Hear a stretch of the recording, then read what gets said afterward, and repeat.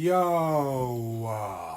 Welcome to another episode of Two ManDem Talk Movies. I'm your boy Enigma. I'm your boy Kwame. Oh, snap, we said at the same time. You know what we do, man? We just reviewing movies with that ManDem twist, man. And yeah, this one today, to be honest with you, it was going to be on our worst movies, but we decided Yes. we're going to give it... decided we're going to give it a longer review. Do you want to give the intro, bro? Yeah, it was definitely on my worst list. And the film is Leave the World Behind. So sorry to bother you. You must be Amanda. She had left this damn movie behind. But yeah. So let's just to jump in with this nonsense. Now, it is the thing. Like, I don't even know where to start with this movie, yeah. Okay, I'll start with this. I didn't like it. I'll probably never watch it again. But, interestingly enough, I don't look at this film like it was a movie. This film was like a bloody documentary. Because it's like, the way I see films are supposed to have a beginning, middle, and an end. This film had a beginning and a middle. Where was the blood clot end? Yeah, I hate Think about it. Just, I mean, if you haven't seen, well, I hope you've seen the film. But anyway, the fact that it's their house and then they have to sleep in the basement while the family has the house upstairs, and then the dad and the daughter are sleeping in the same bed. I mean, I'm not saying that's unusual, but in a sense, it kind of is unusual. It is weird. Because it was unnecessary. So it felt like, why would you do that?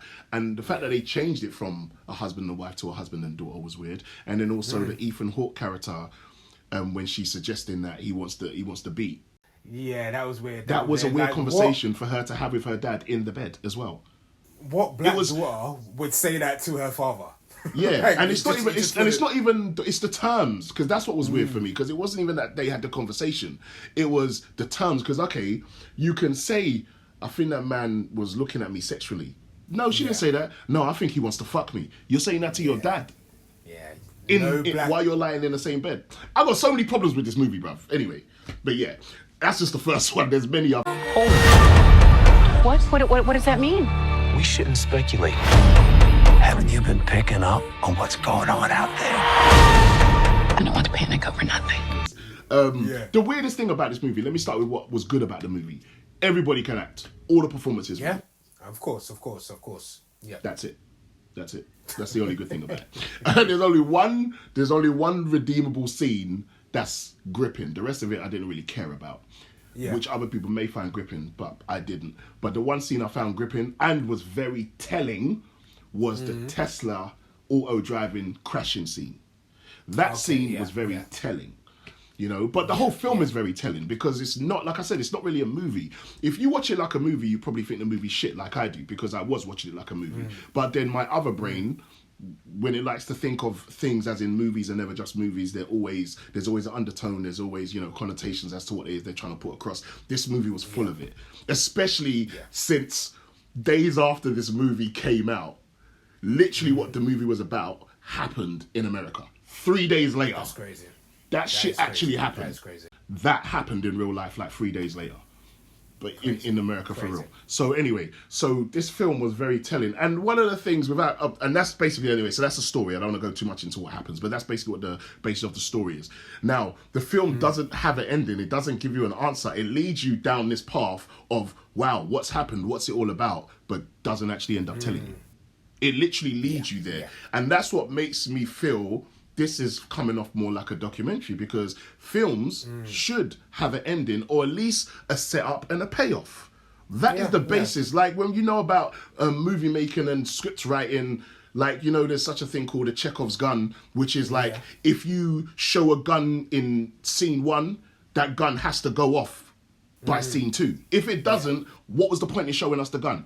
This movie doesn't make any sense, because you have all of this setup, all of these questions that are getting ready to be answered, and a lot of imagery nothing as gets well. answered.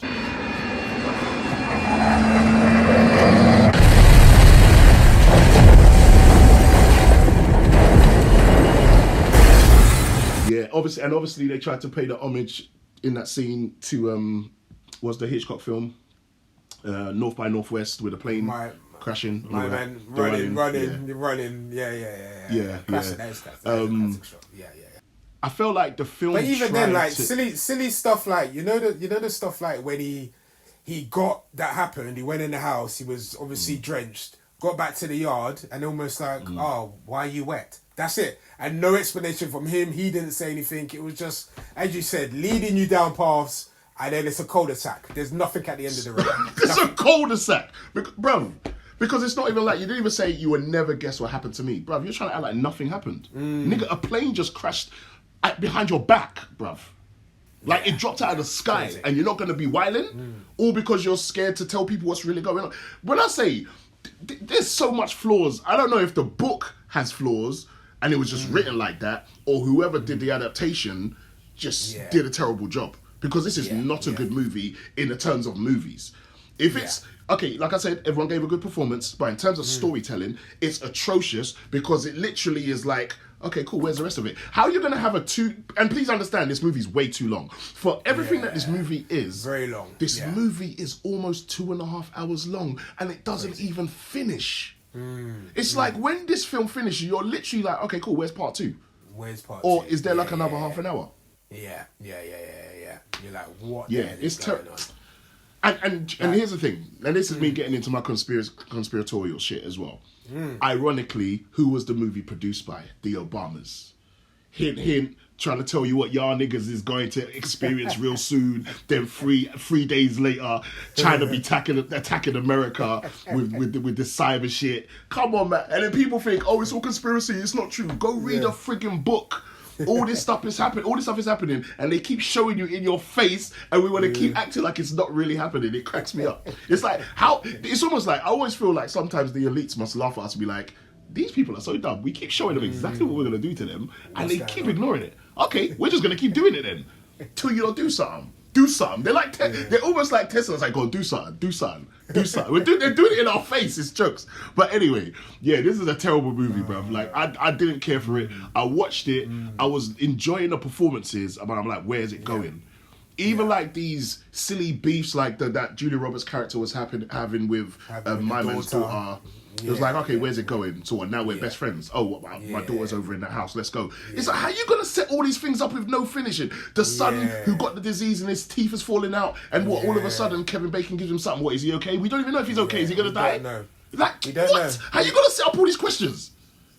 We don't know if he made it home. We don't know what happened to him. We don't know really what Kevin Bacon's character was about, and the film ended with the Friends theme tune playing, which was arguably one of the worst endings you can have. So, if we're going to break it down, what would your score be, bro? Oh, 3 out of 10, man.